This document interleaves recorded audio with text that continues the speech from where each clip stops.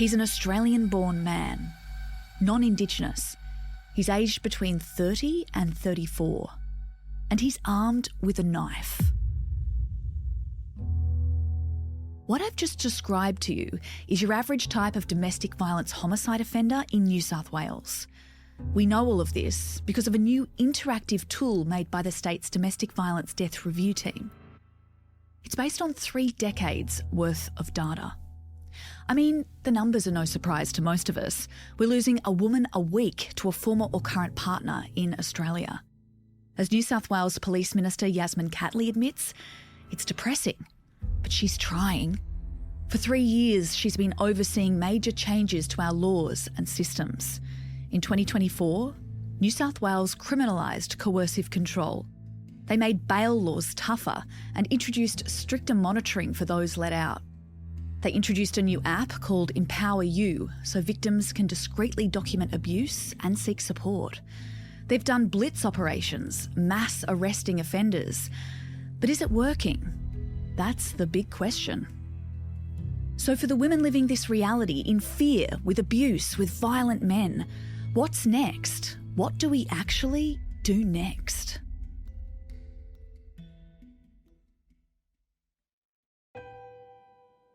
I'm Gemma Bath, and you're listening to True Crime Conversations, a podcast exploring the world's most notorious crimes by speaking to the people who know the most about them.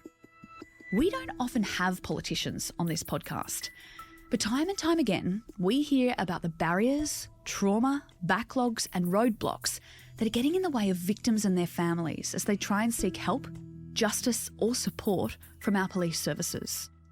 Yasmin Catley is only in charge of police and counter-terrorism in New South Wales, but we were keen to hear from her, from someone in a position of power, to understand more about how decisions are made, how change is enacted, and why progress in spaces that are crying out for reform is so damn slow. Catley comes from a working-class family and grew up in the Hunter and Central Coast regions of New South Wales. Her husband is also in politics, and they have 3 daughters together. She has been a member of the Australian Labor Party since she was 19. She started off as an electorate officer in the Federal Party and worked in several senior ministers' offices for more than a decade before entering state parliament. She was elected member for Swansea in 2015, and from there, she's worn a number of hats. Shadow Minister for Innovation and Better Regulation, Shadow Minister for Building Reform and Property and for Rural Regional Jobs, Deputy Leader of the Party and consequently Deputy Leader of the Opposition, Shadow Minister for Customer Service, Shadow Minister for Digital, both Shadow Minister and Minister for the Hunter, and as of 2023, Minister for Police and Counter-Terrorism, which, of course, is why we've invited her on the podcast. Here's our conversation with Yasmin Catley.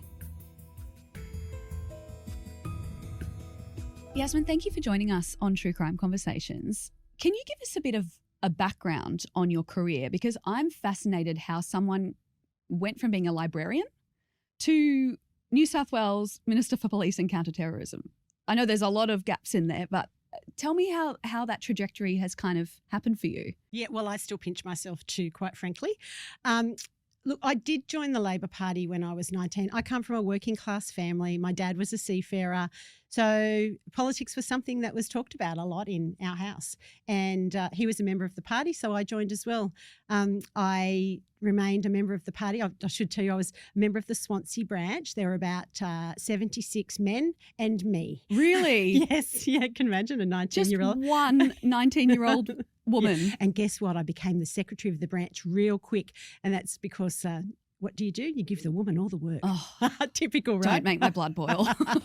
Oh, well, you'd be boiling every day if I could tell you half my stories, Gemma. And then I worked in public libraries for most of my career, and then I did almost 10 years at the Refugee Review Tribunal, so I moved into Commonwealth public service libraries, and I loved it. I really enjoyed my job, and it was after my 3rd child.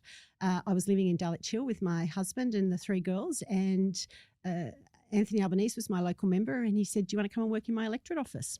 And I did. And but then we moved back home to Swansea, and I worked for Greg Combay. In 2014, the Labor Party was looking for a candidate for the seat of Swansea, and Greg said, you should do that, and he encouraged me to do that. And can I say, it's the greatest honour of my life, representing my community, the people that I live, work and play with. So it sounds like, you know, being the member for Swansea is something you're really passionate about. Oh, yeah. What about the police and counter-terrorism portfolios? What did you know about them prior to getting into that world? And was that something that you were excited about when you got tapped to do it? Well, Gemma, I'd spent most of my life trying to avoid police, like most people, quite frankly. So as a consequence of that, I didn't know a lot about it. Yeah. But, you know, being a minister of any portfolio, you learn.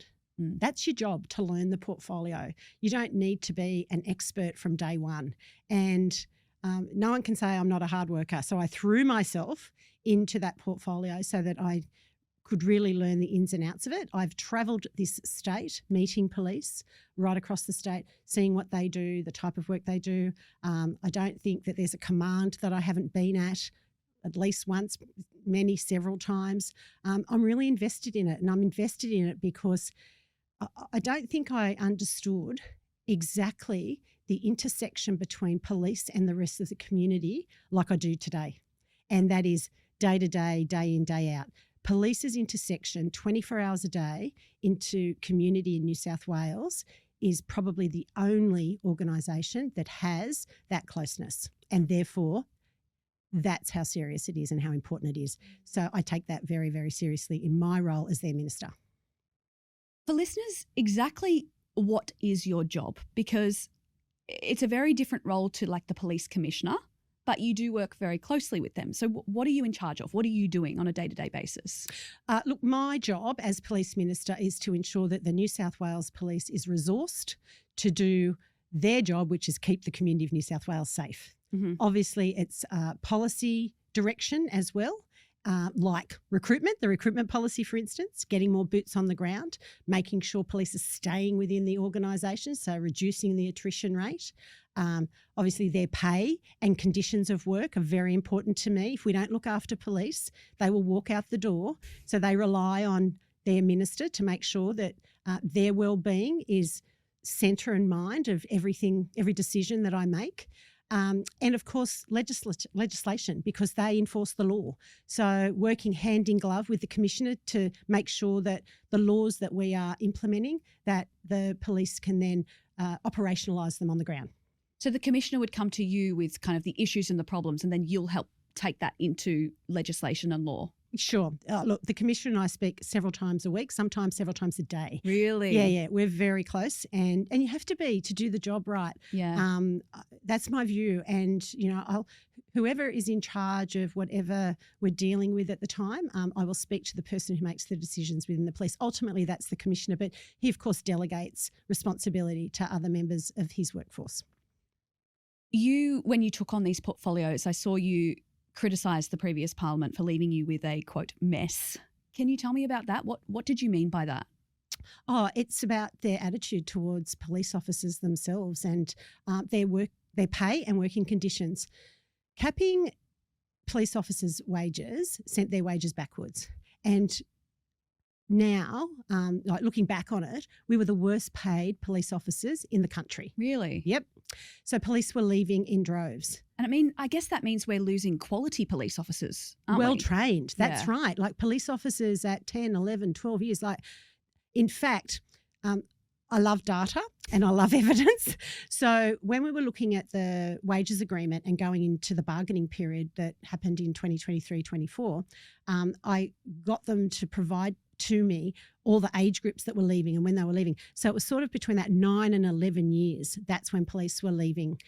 Of course, they're the most experienced. They're the ones you exactly want to keep, the opposite. So we had to look at how we're going to keep those. So we devised their pay and conditions, the workplace agreement, to specifically target those who were leaving first or the most. And we were really able to customise a great deal, which was I think it was unanimously voted in. So they went from the worst paid to the best paid. But the other thing was not only were they not paid properly, but they didn't feel supported as a result of that. And there was no wrapping, well-being around them. We now have a well-being unit within the New South Wales Police, and that's to specifically case manage individual police officers, so we can keep our finger on the pulse and say, hey, you really should take some leave. This is the sort of interaction that we want, and this is the help that we want to be providing our New South Wales Police. But it was outsourced to some, external workers' compensation scheme, and police lost sight. They had, internally, they had no idea of what was happening to each individual officer. That's not how you look after people. That's not how you look after a workforce. I mean, I have fought hard all of my life for working people, for their pay and conditions, and police are no different for me. And that's the one thing they know I've got their back on. So would you say that was your biggest challenge when you came in? And how do you think you're going? Is the police force happier? Look, well, they're certainly happier. They got more pay, 100%. And so they should be. They, as I say, they're now the best paid police in the country. They know that I've got their back, and I do. I genuinely have their back, because if we don't look after our New South Wales police officers that do a job like no other, like they run towards danger when everyone else is running away from it. And it's a big job, like you see the worst of people on the worst day of their life. But equally, it can be extraordinarily rewarding, because you've helped someone out, you've, managed to, help someone in crisis, or indeed save someone's life. So, I mean, it can be two very different jobs on two very different days. But I think ultimately when I talk to police, they say to me, it's the best job ever. And thank you so much for looking after us and for supporting us. And I tell you what, if they do something wrong, if there's an individual officer that does something wrong, and of course that's going to happen, then we should call that out. And I think even the police officers in there, they also believe in that. But 99% of the time, let me tell you, they're good people doing an incredibly hard job, doing it very, very well, and most people respect that. Was there anything that surprised you when you took on these portfolios, got up to speed with them? What surprised you about what you were dealing with? Yes, lots of surprises, good surprises and not so good surprises. Yeah. I think I didn't realise at all that police were so dependent upon across community 24 hours a day. And people think that they are, their mental health practitioner, a youth counsellor, a DV, counsellor. Because police were around 24 hours a day, I felt like every incident that happened, it was, why aren't the police doing more? Like, that's how I was being questioned. Why aren't the police fixing that? Why aren't the police doing this? And I just was this fresh set of eyes that came in and sat back and said, hold up, these people are law enforcement officers. Then they can't be everything to everyone. That's not how this works. Other departments need to also take some responsibility here. So we need to work collaboratively together to, be able to come up with solutions for the community broadly. But the police cannot harbour all of this on their shoulders alone. That's not how this works. And already we're seeing some changes in the mental health incidents. So we're going to sign a memorandum of understanding with health soon, so that we can have the right person, right care. So that's fantastic. In terms of domestic violence, of course, we've got the WDV CAS workers now working in police stations in some areas. So people like right next door to a police officer, they're sitting, working as a team. So that's fantastic, working very closely with the sector. And there's other examples as well. So it's just a fresh set of eyes coming in going, whoa, hold on a minute, this doesn't seem right. And that's just being practical and being a community member myself. And we're seeing some, and police like the fact that there's someone there that is supporting them, and they don't have to be everything to everyone. So that was a surprise to me. But good surprise, like real good surprise, is the variance within the organisation. Like, it's a big organisation, and you can have 17 different careers within the one organisation. It's amazing. Like, I strongly recommend people check it out if they're looking for a career change. It's you can be anything you want in there. You just got to go through the years of service, and you can be anything you want in the New South Wales Police. And there's never been a better time to sign up. Always recruiting there, Minister. 100%. I'm dedicated, Gemma. You've been in this role for 3 years now. How do you think you're tracking? What's your report card on yourself? Oh, that's a bit tricky. I usually rely on others to do that for me. Look, I feel there's always more work to do, 100%, and I will keep looking for new technologies and new ways of doing things because that's the sort of police force we want. We want the police force of the future. And if we just keep doing what we're doing, then we won't be that workforce of the future. And I think people of today, like young recruits of today, are very different to those who were signed up 40 years ago. We have to remember that. So it's important that we remain contemporary and ensure that the future workforce want to sign up to the New South Wales Police because they know they can have a long, rewarding career there. How am I reporting? Okay, I'm not trying to avoid the question. We're usually our own best critic, so... Yeah, well, that is true. Look, I think that I'm doing okay. I'm still there. I mean, you might recall that many said that, within my first year I was not going to last very long. Well, I've outlasted most of those people who said that. So that's a positive. So there you go.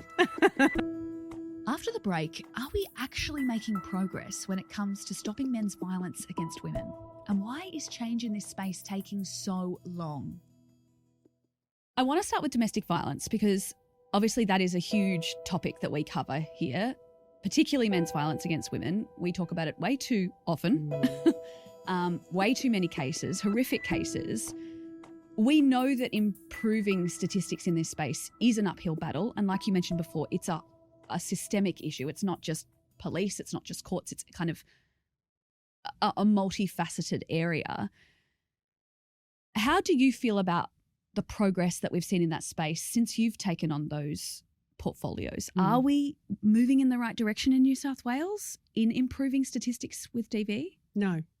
No is the answer to that. How depressing is that? I say that with a very heavy heart. Yeah. And I say it with a heavy heart because there has never been more resources put into the prevention of domestic violence and the crisis end of domestic violence, which was where police intersect, than there is today. And that in itself says, what in the bloody hell is going on? Yeah. It's a problem, yeah. Look, in saying that though, let me just tell you a bit about what police are doing, which is certainly, as I say, from more of that crisis end, but they do a bit of prevention as well. So I'll take you through that if that's okay. So they've got a couple of operations which are specific to domestic violence, Operation Emme Rock. Now that has occurred just a few weeks ago, and some startling results, and I will read them if you don't mind. Operation Emme Rock, I should just explain to you, is a targeted operation targeting high-risk domestic violence offenders. So New South Wales Police have the Domestic Violence Command. It is the first and only in the country, and it is specifically designed to look at those repeat offenders, those recidivist offenders for domestic violence, and to have them targeted in operations like this.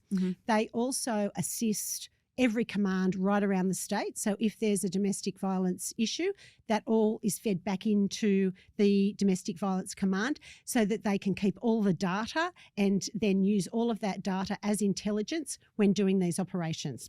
So just a couple of weeks ago, they ran for 4 days, 993 arrests, 2,063 charges, 14,318 ADVO compliance checks, 391 breaches identified, 94 firearms and 48 other weapons were seized.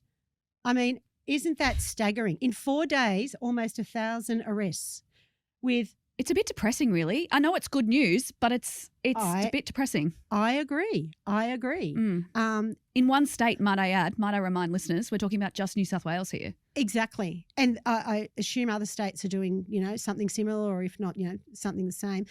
But what I might add is it's not just unique to New South Wales. No. It is across this country, and that too is very concerning. I honestly believe that, in addition to that, there's another operation called Operation Surge, which is actually run out of commands themselves, so much more targeted in local areas. Again, we see numbers that just I find staggering. We also have, because of other legislative changes that we've made around bail and the like, we've got more people, more males, on remand than we have ever had. They're bursting at the seams, and a third of those are high-risk domestic violence perpetrators. That are on remand? On remand, yeah. So they are locked up, but we are still seeing this awful amount of breaches right around the state when Operation Emme Rock is run. Now, I think, which is a good thing, police respond to a domestic violence incident every 3 minutes. That is alarming. But it's also on the flip side, I think, and both the sector and police tell me, women are more likely to report. They feel that they are being heard, that police are responding, and that is a good thing. So do you think that could be why we're seeing statistics rise a bit, because women are reporting? I think anecdotally we can say that until we can get some data. Like, we've got to collect data on this stuff, right? So if we look at Boxar's statistics, and they are the independent, they record all of the Bureau of Crime Statistics. Mm-hmm. They report that for New South Wales. In most crime categories, in fact in all crime categories, except for 3, crime is going down in New South Wales. New South Wales is the safest state in this country, except for domestic violence. It's not going up exponentially like it was 3 years ago when I first came in as minister, but it's still sexual assault and retail crime is the other one that's going up. Right. Retail crime, which police again have put in, working with. Anyway, don't need to talk about retail crime, maybe for another day. Yeah, but I care about those first two though. Yeah, 100%. Me too. Domestic violence and sexual assault going up, like that's yeah, and that's the trend across the country as well. The thing, like when you were telling me about those operation results, I was like, great. But then the next thing that comes into my brain is, but then these people do get bail, and then they might get AVOs, and then they breach those AVOs like we saw them getting picked up for. But women are killed in that period. When they go back home or when they're released back into the community, that's when women are dying. So what do we do with that? Like, you mentioned that you've kind of helped bail laws. Are we strengthening stuff there? Are we trying to crack down on these AVO breaches? How do we improve that period of a woman's life? Well, it's identifying all of those markers, which you've just quite rightly pointed out. So there are certain markers that police will use to profile a serious domestic violence perpetrator. Choking. If you've split up, that's a serious concern. If the relationship has ceased. And there are others as well that police use to, as I say, profile a serious domestic violence perpetrator. And they need to make sure, obviously, they'll have an ADVO out against them. We need to try to make sure that they are adhering to those, which police do checks on those. But it's hard to regulate really bad human behaviour is the truth of it. But I don't think we should give up. That doesn't mean we're giving up. Of course, there are other services in the domestic violence space that also come into play here. DCJ have a number of different types of preventative and crisis and safety mechanisms that they put in place for women who are in these very, very vulnerable situations. But I would say this, and this is really important to all those women out there listening. If you know something, then say something. I want to use an example of a lovely young woman who I think it was in late 2023, so I was only new to the job. She lived in Liverpool and she was murdered at the hands of her partner. They had split up, but he'd come back in to the house. She had a young son and she was allegedly murdered in his hands in her flat. Now, it turned out that there were at least 3 or 4 of her friends that knew that she had been choked before, that she had experienced violence, that she had been abused. And I just say to anyone listening, if you know that that is happening, then please say something. And I know that can be uncomfortable. I was only speaking to someone I know recently, and she told me personally about a friend of hers who she believed was being abused behind closed doors. And I said, you have to say something. And she said, oh, I don't know how to bring this up with my friend. Do you mean say something to the friend or say something to police? Well, I mean, say something to both, quite frankly. Really? I think, I do. Can police help though? Like if I was to go to police and say my friend is being choked and abused, wouldn't they say, okay, we'll get your friend to come and report it? Like how is that, how is me reporting that going to help my friend? I think this is taken a lot more seriously than what it was years ago. And I think if you are reporting something like that, then police will certainly check it out. And it may not, let's be honest, there are many priorities that they will be dealing with and it will be in a priority. Yep. But I think, and they will address it when they can get to it. But I think if you don't say something and you know something, it could be, that conversation that saves that person's life. And I know they're uncomfortable conversations to have, and I know that it's difficult, and I know that instinctively we probably think, oh, we shouldn't say anything. But this can no longer be a silent crime that only happens behind closed doors, and it still is. That is the reality. It still is. And even though, I've heard many people say, oh, it's not that crime anymore. It's Karen Webb told me it's a silent crime, and it is a silent crime and has to stop being a silent crime. Because I can tell you right now, if 36 footballers or soccer players or hockey players died on the field over a year, there would be a major inquiry into it. Well, that's the kind of what we keep coming back to. It's like, this is an epidemic. Like, why are we not doing more? But you're saying we're trying to do more. Well, police are. Yeah. Police are really, they've got an Empower You app now. So you can actually diarise everything that is occurring in your life. And on that app as well, you can also have a button to send a message to a friend, I need your help. It's in 40 different languages. Like, we are trying everything we can to assist. You can use the information that you put on that app as evidence. We've made sure that it's at that level. That was devised with the sector, so everybody had input into it to make sure that it was acceptable and able to be used. There is now the capacity to be able to, if you dial 000, you can have a live link with police. And a video link with police, so you can talk to them directly. So we're working on how we could adapt that into using that in much more just in a safety environment as well. Again, I go back to technology and how important technology is. So police are really doing a lot, and I'm really proud that I'm their minister and that is the case. But statistics are statistics, and quite rightly, as we started this conversation, those statistics are going in the wrong direction.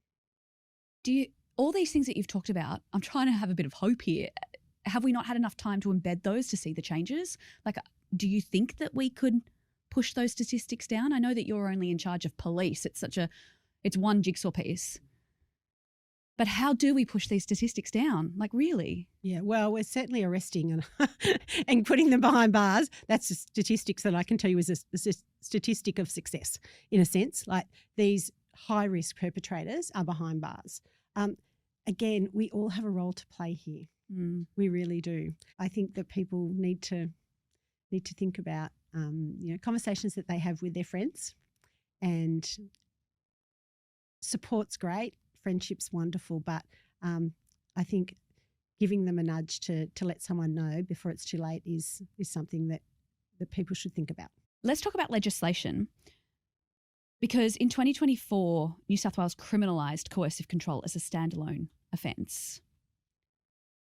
Have we seen improvements from that in the space? Yeah, well, we've had a number of arrests, which is a positive thing. It's which means the law is working.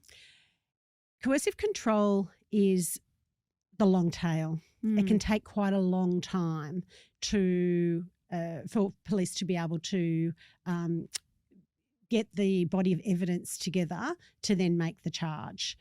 But every police officer has been trained in it, so that's a good thing. But, I mean, it's an insidious way of controlling people. Yeah. But it feels shocking. like it's hard to criminalise. Like we've got this law, great, but how do we actually put it into practice? Because with the ABC report that I read that was the year to 2024, July, they had 297 reports of coercive control in that year, 9 charges and 1 conviction. So it's like the law's great, but we're not seeing the results at the end. Yeah. I think it will take a little bit of time for coercive control to be as intended at its best, for like the laws itself to be used to their full potential. And it's only not because police aren't trying. It's awareness, people knowing that they have that as a law and that they can report that type of coercive behaviour as a criminal behaviour. So it's certainly educating people. It's also, as I say, it takes a long time to build that body of evidence and for the prosecutions to then take place. So I think we will review it. There's a review mechanism in the legislation, and we will review it and we will continue to review it. But that's not a good enough reason to get rid of it, Gemma. No. It's something that I feel very, very strongly about because, it is certainly a precursor. That coercive behaviour is also a precursor to homicide. So again, the more people and particularly women know about coercive control and the fact that it is a criminal behaviour and is treated as such in New South Wales, then I think the more that we will see prosecutions in relation to that piece of legislation. Am I right in saying that you're also trying to make covert stalking a criminal offence? Oh, yeah, we have. That's right. Yeah, 100%. So what we're seeing is in vehicles, men being able to track women in their vehicles, using surveillance equipment to track women as well, obviously on their phones or, again, in their vehicles. So stalking will absolutely be a covert offence as well, as it should be. So that's something that we're still waiting to kind of go through everything it needs to go through, or it is an offence? It's in our legislation that just went through the House in New South Wales. So Soon, very soon. Be assented too soon. It's hard to believe as a woman that, you would be surveilled like this by the person that you most trust. But the fact we need legislation for it shows it's happening so much. That's right. And with, consequences that can be murder. Shocking. Sexual assault. Let's talk about that. We know that it's an area that's notoriously hard to get convictions in. We also know that New South Wales Police have a massive backlog of sexual assault investigations. Were you aware of how dire the situation was when you took on the portfolio? Look, no, I wasn't, but it's shocking. I find, societies, the whole of society with sexual assault, I just find it mind-blowing. I can't believe it, and I can't believe those statistics are still on the rise. What is going on out there with our young men? I don't understand. Well, not just young men, it's just men generally. And I think that we need to have a podcast chat about that at some point too, quite frankly, being a girl mum. Yes, feel you. It's not all men, but it's enough men. No, that's exactly right. And, I don't want to criticise all blokes. I mean, lots of good blokes and lots of good blokes that are women champions too, which are fantastic. But sexual assault and the rise of sexual assault is just very, very concerning. The backlogs with police are, it's not okay. We will continue to work, though, to get through those. The people who are working on those cases take them very, very seriously, thank goodness. And that's important. I don't think it's always been the case that women have felt that they have been believed. I think that's a fact. So I don't think I'm, saying anything that's not already out there. And that in itself is shocking. So I think it's very important that they at least feel believed. And I'm hopeful again that that is why we are seeing an increase, because people are coming forward. Police have in recent times developed SARO, which is a sexual assault reporting tool. So you can, if you've been the victim of a sexual assault, you can now report that crime on SARO, and you can remain anonymous if you choose. But then if to report the incident, but then sometime down the track you might want to actually prosecute or take that to police. So you can make that choice later. Yeah, which I think is appropriate. Well, a lot of people don't make the decision until years sometimes down the track. Spot on. That's right. So that's what I mean. I think that's appropriate that you've been able to do that. So that's a good thing. Now, and that those statistics are added now to the Bureau of Statistics, the ones we talked of earlier. So I think that is a positive as well. But, again, police are at the crisis end, and it's the societal problems that we've got to try to look at. Why is this happening? Why do men feel it's okay to assault a woman at any time, anywhere? So those wait times, are you suggesting that they're so long because there's so many that they have to get to? Well, so it's a men issue of so many instances rather than a police not keeping up with the number of reports. I think that it's probably a bit of both. Yeah, quite frankly, we're 2,500 cops short, and we need to get more boots on the ground. And I'm super focused on that, and that's why the recruiting it's going well at the moment, which is fantastic. But we need more boots on the ground. Will mean more cases will be solved, and that's just sheer maths, right?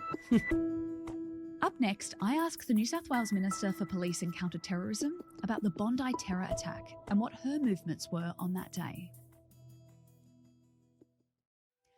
Let's move on to the December 2025 terror attack on Bondi Beach. Firstly, I want to ask you, where were you when that was happening, and what was your reaction as it started to kind of unfold? I was at home in the Hunter, and the Commissioner called me probably a few minutes after he had been told, and I got in the car immediately and drove to Sydney. Horror, sheer horror, like everyone else. Disbelief, is this really happening on our iconic beach just before Christmas? It was shocking, absolutely shocking. And obviously I was being updated whilst I was driving to Sydney. And where did you drive to? Where were you coming to? I went straight to police headquarters. Okay. And met the Premier there and the Police Commissioner there, and we got a full briefing, and then we did a media stand-up, and then we went straight to Bondi. We went to the police station down there, which ironically their Waverley police station is being renovated. Yeah. So all of the police were working. Oh, at Bondi? Yeah. Most of them anyway, because of the renovation going ahead, Rose Bay and Bondi. So there were a lot of police there, as I say, just not necessarily through the fact that this renovation is underway. And as we walked around there were police officers from everywhere. Police officers just put on their uniform and got in the car and drove to Bondi. They didn't ring up and ask. They just got in the car and they drove to Bondi. There was one police officer there from the Hunter. They'd gotten in the car when you did? Probably. That's the sort of quality of people that we have in the New South Wales Police. So in the wake of this tragedy, you managed to get a bill amended, passed just before Christmas. I think it was Christmas Eve. You got these new laws passed. Can you tell us about why you were so determined to get that through so quickly after the attack? Yeah, it's pretty easy. People wanted action. They wanted action from their government. They wanted to see that their government was strong, decisive, and prepared to do what was required. Removing guns from our community was one of those things that people definitely understood was a positive thing. Mm-hmm. Making sure that we look at and change the legislation in relation to hate crimes was critically important. and putting in place, which we've subsequently done with the police, putting in place a special rapid response squad. The Bondi Beach terror attack wasn't the first anti-Semitic attack we'd seen. Jewish Australians have been living in fear since, 2023. So why then? Why didn't we do it earlier when they were yelling out for help? Why did it take the attack to change the laws? Yeah, that's a good question. And I think if I had my time over again, I would have been having very different conversations with my caucus colleagues and with the cabinet colleagues. But I don't, unfortunately. But you're quite right. The eastern suburbs, particularly of our state or our city, were experiencing hateful. We called it the summer of hate, in fact, which was the summer of 24. And it was absolutely shocking. And I was certainly not proud of who we were. I go to and have been going for, I've been a member for nearly 12 years. I go to a lot of citizenship ceremonies. And at those ceremonies, a line I always use, because I'm so proud of it, is we welcome you to be part of our multicultural tapestry, which is so successful in this country, in this state and in Lake Macquarie. And I didn't feel like that then. And I haven't felt like that since October 2023. And I think Jewish Australians would say the same. They kind of felt like they were yelling and no one was listening. Yeah. Well, we put, different things in place, but you're right. They're right. Protests. During your tenure, you've been accused of being not heavy-handed enough, too heavy-handed. You've had both sides of the coin. I'm talking about the October 2023 pro-Palestinian protests, and then more recently the Israeli president visited and you were accused of being too heavy-handed. Did the first kind of reaction inform the second reaction in terms of your approach to those two incidents? Absolutely. And I think for all the right reasons. I mean, those vile scenes down on the steps of the Opera House of flames being set off, burning flags, were viewed around the world. And we were seen, and probably rightly so, as a society that was celebrating the deaths and killings of innocent residents in Israel overseas.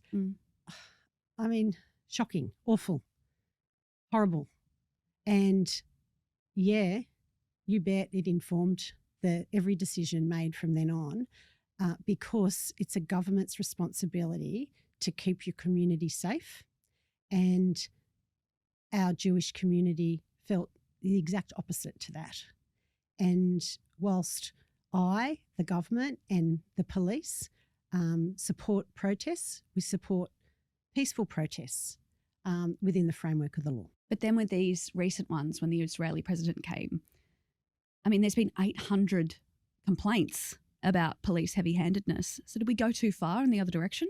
Look, it was a very volatile situation. Obviously, we had we had one group at Town Hall who were protesting against the Israeli president, who was less than a kilometre away as the crow flies down at the ICC.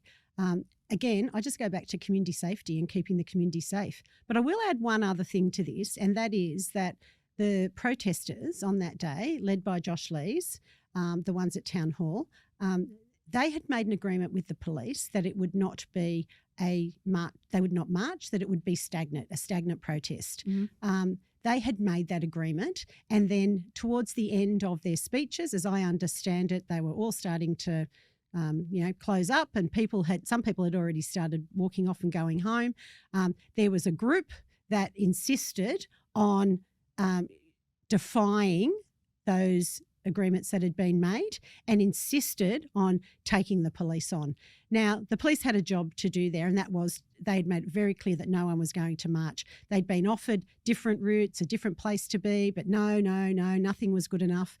And, at the end of the day, the LEC, the Law Enforcement Conduct Commission, as you say, there's been complaints made to them, 800 of them.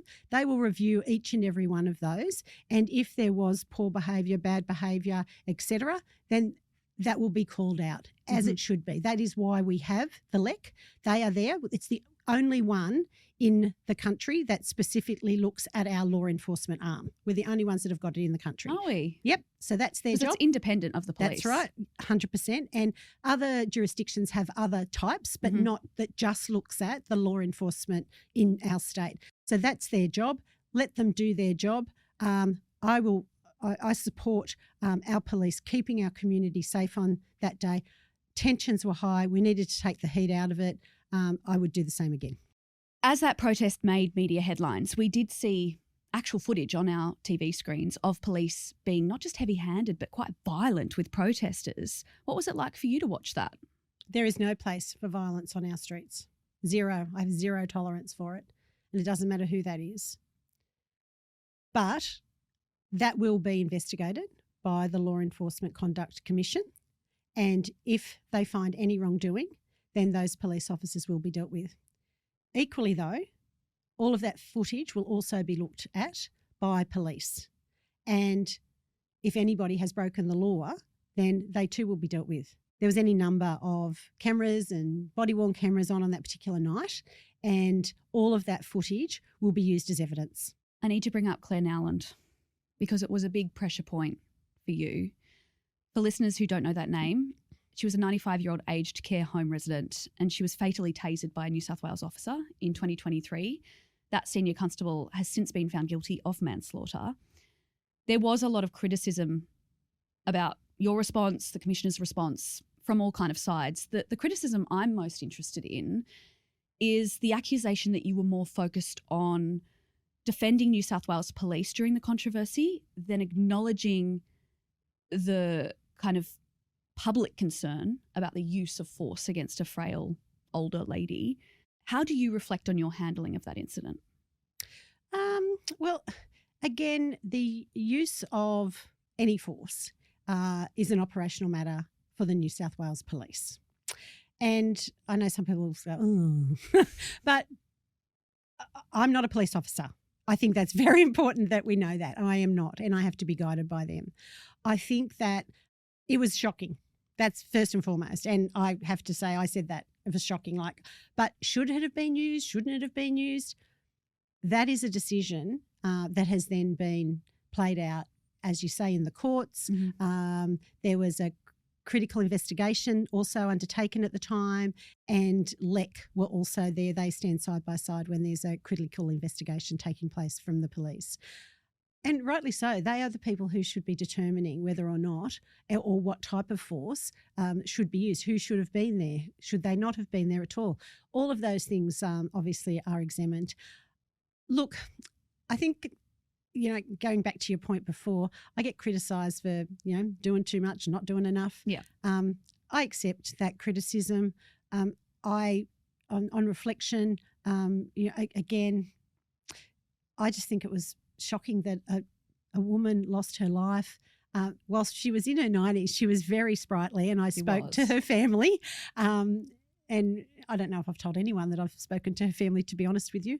And she may have been that age, but she certainly was still very, according to them, very fit, still very with it. I mean, she was jumping out of a plane not that many years before, believe it or not, parachuting. So she was clearly a woman of spirit and had lived life to the fullest. And is that the way that you'd want, your grandma or your mum or your aunt or family member to go and be remembered? No, absolutely not. It was shocking. Why did you decide to speak to her family? I felt that on behalf of the government that's very important. I speak to lots of victims, families, family members. Were they appreciative of hearing from you, given that it was a police officer that killed their mum? Well, they were very polite and very, a beautiful family, a very big family because there were lots of kids, but they were a beautiful family, yeah. So in the wake of Claire's death, an organisation did reach out across Australia and offer dementia training to police officers. Do you think that could be an important area? Because I know that New South Wales is yet to take up that offer, only the Northern Territory has. Oh, look, it might be something that law enforcement could look at. I do know they do have a lot of different modules that they deal with down at Goulburn during that training period. For instance, Autism Australia provides some assistance, which is really useful, particularly when a child with autism goes missing. There are certain things that you should put in place specifically for people or young people with autism, which was fascinating. I found it fascinating. And a whole host of other types of modules addressing specific groups as well. So it's certainly something that we could mention and look at. This criticism of, I'm saying in quotations, the too heavy-handed and defending police of being heavy-handed, that seems to come up a lot. The protests, Clarnell, and can you see where it's coming from? Do you see that criticism's point of view? I can see that people are saying that and why they're saying that. But again, police are our law enforcement officers and we don't want them doing the wrong thing, that's for sure. And they will be called out if they are, and we've seen that over and over again. Just in the short time that I've been the minister, there have been a number of police removed from the New South Wales Police Force because of excessive force or bad behaviour or both, and as they should be, quite frankly. That's just in a short 3 years. So, it is a case that it's I'm not defending or standing up for excessive force. No way in the world. We should not have violence on our streets, and violence on our streets should definitely not be from police officers. And as I say, if that is the case, then the Law Enforcement Conduct Commission will investigate that and will provide recommendations, as they should. That's what their job is. The New South Wales Police is the organisation that people will pick up the phone to ring 000 when they need them. And I have to say that that is most people's interaction with police. Now, your listeners might sit here and think that I'm defending them yet again, but that's just a reality. They go to nearly 2 million. They get nearly 2 million calls a year. Yeah, it's insane numbers, isn't it? Yeah. So, I get that, and we hear a lot about the bad behaviour and we hear a lot about use of force. And again, call it out if that is the case. Yeah. Because you should. But in some context, then I would say remember also that the 20,000 police officers or people in the New South Wales Police that we have out there, it's a large organisation, 99% of them are not doing that. Youth crime, another very hot topic at the moment, all over the country, really. I know we're talking about New South Wales, but our listeners are from everywhere. And it is, you see it playing out in Melbourne and Victoria and Queensland. We're constantly hearing about regional crime waves involving young people. This is something that you've recently tackled with some legislation. Can you talk us through what those changes are and what you're hoping we'll see from them? Yeah, I think if you don't mind, I'll just start at the beginning. And again, this was coming into the cabinet room, and our cabinet is 50% women.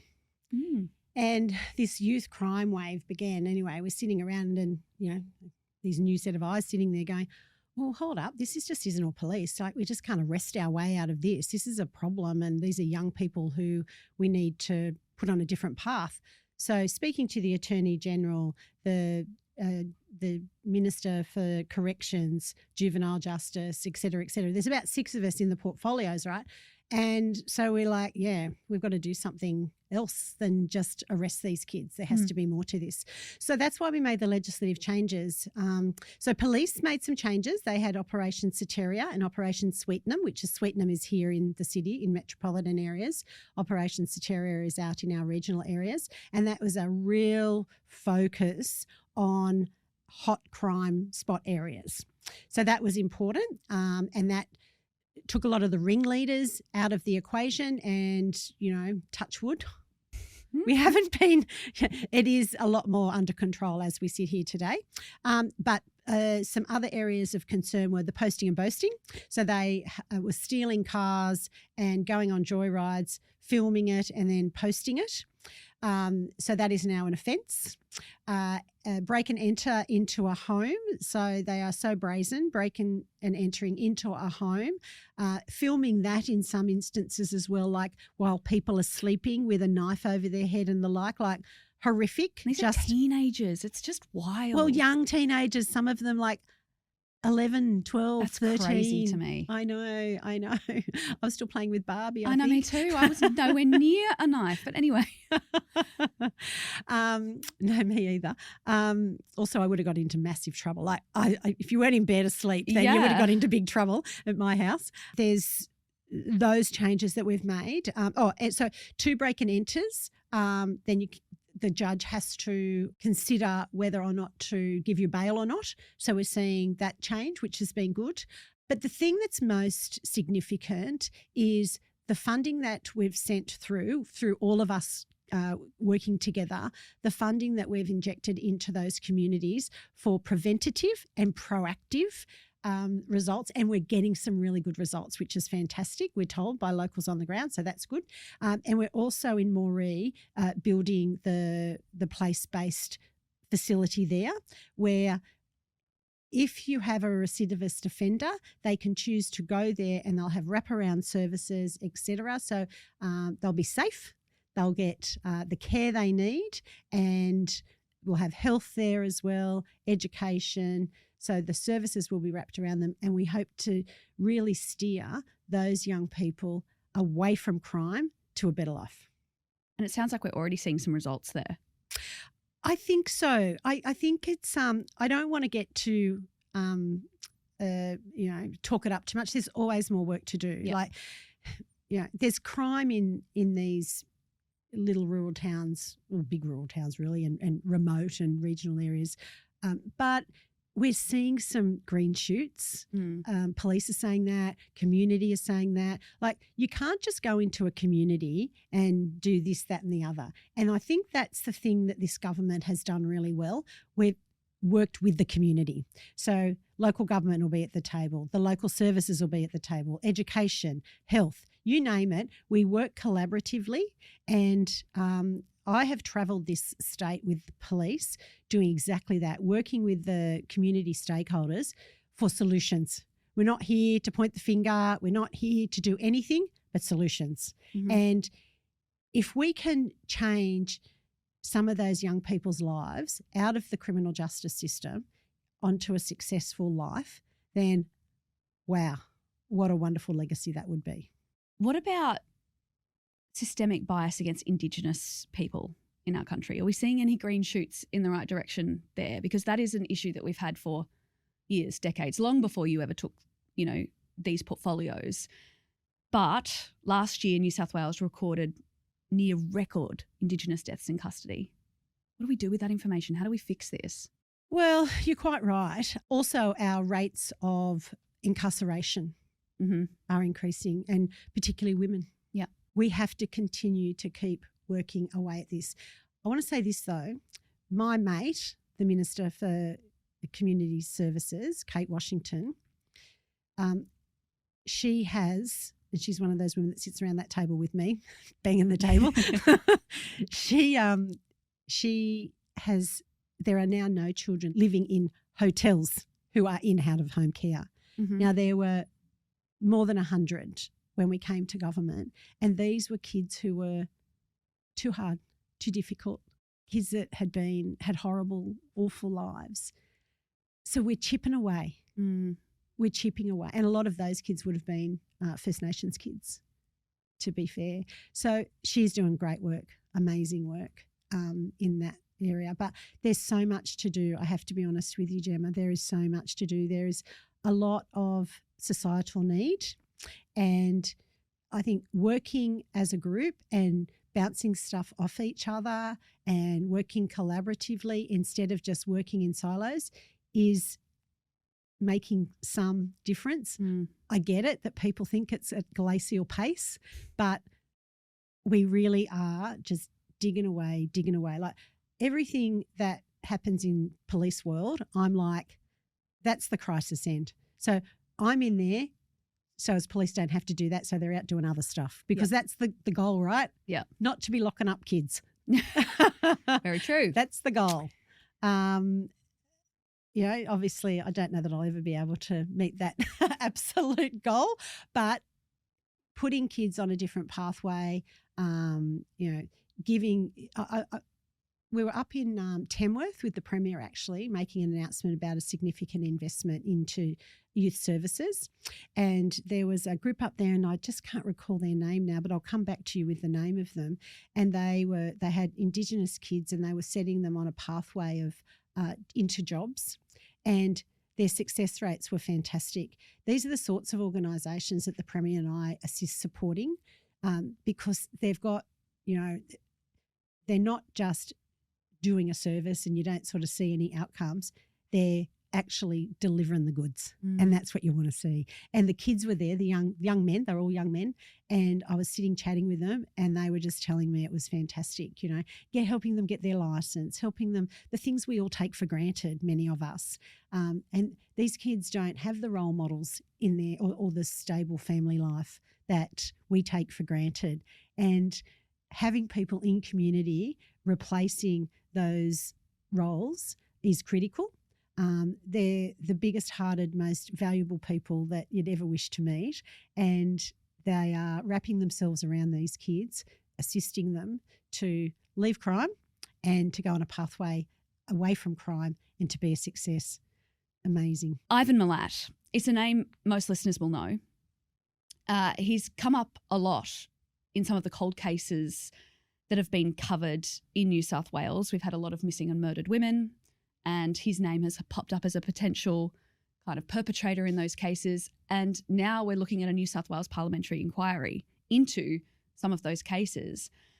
I know that you don't have much involvement in that inquiry, but as Police Minister, what are your thoughts on it, and what has been your involvement in it? Yeah, so Jeremy Buckingham is the lead on this inquiry, and I have actually worked closely with Jeremy as the Police Minister in terms of having him be briefed by senior police, making sure that he is aware of what the work police are doing. I think it's often the case that we don't understand or don't have any knowledge of what police are actually doing in the background because they don't tell us much. No. It's all secret with squirrel good business. reason. Correct. So in saying that, though, when there's an inquiry like this, because it was quite broad reaching, and we have to make sure that we don't use all the police resources that we've got on that, whilst over here we've got, domestic violence, public place shootings, counter-terrorism issues, all of that sort of stuff. I don't think I need to describe to your listeners what the work priorities. that they do. Yeah, that's right. Yeah. Oh, yeah. Your listeners know priorities, all right. They're a woman, a mother, a wife, all of those, a daughter. Got to make sure you fit mum and dad in at some time as well. Yeah. So I have actually assisted a lot to make sure that he has been fully briefed and that the scope of the inquiry is quite specific. So that's a good thing. So it doesn't waste, correct, like you say, resources, time, etc. Spot on. That's right, yeah. So that's great when it gets going, and the scope is quite specific, and police are more than happy to work with him. Like from our perspective, we're more than happy to work with him. There'll be other people coming in, of course, but into the inquiry. But, yeah, no, police are – I think that he would say that they've been fantastic. It is crazy to think that we're going to have an inquiry into Ivan Milat. He's been dead many years now. His crimes were – a few decades ago. Yeah, police haven't discounted, though, that there may be other murders that they discover that he has been part of. So I do know that for sure. So they're quite, open-minded about, if they do find any, that they've got the evidence there to be able to make the links, like when we were talking about having the evidence, making sure we keep all of the evidence, in a state that's easy to find. And we put a lot of money into doing that, which is great. Prior to the Special Commission of Inquiry by Justice Sucker, there was evidence in different locations around the state. We've now brought all of that together, which is critically important, and it's all been properly logged, etc. I'm curious about the personal side of this job because, as we've touched on, it is one that attracts a lot of criticism. a lot of anger from members of the public. Has your personal safety or your family's personal safety been something you've had to think about? Sadly, yes. Mm. Yeah. But don't you find that, people are so willing now to be a keyboard warrior and say whatever the bloody hell they want? Behind a screen. Yeah, 100%. I'm just pretty tough, right? And if somebody wants to say something to me, come and say it to me. I'll have the conversation with you, and whether we agree or not, that's fine. But I don't walk away from my problems. I don't walk away from if I've done something wrong, I'll admit it. I don't walk away from anything. And that's just who I am. I think growing up in a working class family with not much, and that's just who I am. But if you've got a criticism of me, come and see me. My family are not in this job. It's my job. My staff, they're not open game either. I worry about them. There are a lot of people out there who that type things that I don't think those words would ever exit their mouth. And they're vile, they're offensive, and they're threatening. Which is not fair. You're just doing your job. True. Yeah. I'm not alone, unfortunately. I think public figures generally are probably receiving more vitriol than ever before. And I mean, we've seen murders, in both the UK, that young MP that was out doing a street stall got stabbed. We saw in America shooting. Like, I hope to God we never see that here. But again, if you know of anyone who's doing it, then call it out. Like I saw that stuff on the thing about Jacinta Allen down in Ditch the Witch. You know what? That is wrong. Call it out. And I say this, go back. This is a lesson I learned from the Jewish community, quite frankly. Go back to our conversation and back to 2023. And they felt vulnerable and they felt like they were being attacked, and listen to them. Listen to them and act. Don't accept it. Don't accept it for women, because it's that sort of behaviour that leads to the type of behaviour that we talked about, the control, the behaviours. Ultimately, it could be the death of a woman. If we don't call all this stuff out, then shame on us. Lastly, Yasmin, what do you want True Crime Conversations and listeners to walk away from after listening to us? Because every week they're hearing about the most horrible things that humans can do to other people. And often, unfortunately, they're also hearing about, issues that the victims or families are coming up against with police or courts or perpetrators getting back out. What do you want them to take from hearing about the inside process of what it means to change the systems? It's a pretty simple message from me, and it's if you see something that does not sit right with you, then report it. That means if you see a person treating someone wrong, report it or say something to someone. If you see a police officer doing the wrong thing, do the same. If you see anybody harassing a person because of their race or their sexuality or that they're a female, say something. If we don't stand up for one another and become that society that look after each other, then we will continue to disintegrate. So you think even within those systems, the police systems, speak up if it's not working for you, in the court systems? Yes, 100%. There are so many oversight bodies there to look at these things. Go to your local member. I mean, I'm a local member at the end of the day, and I have people coming in telling me all sorts of grievances with whoever it is. It's usually the last port of call, people are frustrated and they've called this one and done this and done that, and they've just like hit a brick wall. And then they end up in my office on the Pacific Highway at Swansea. They come in and I say, well, sit down and let's go through it. So we do. And it's important that you do that. And maybe you may not get the result that you were looking for, but you'll certainly have it looked at. That's what's important. And you need to know that in our democracy, that you have the ability to do that because of our electoral system, our voting system. The person that is there that you elected will stand up for you. I think that's a good place to end. Thank you for joining us, Yasmin. It's been a pleasure. Thank you to Yasmin Catley for joining us on this episode. If you liked this episode, please leave us a rating and review on Apple Podcasts and Spotify to let us know. And if you aren't following us on TikTok and Instagram, our handle is True Crime Conversations. Thanks so much for listening. I'll be back next week with another True Crime Conversation.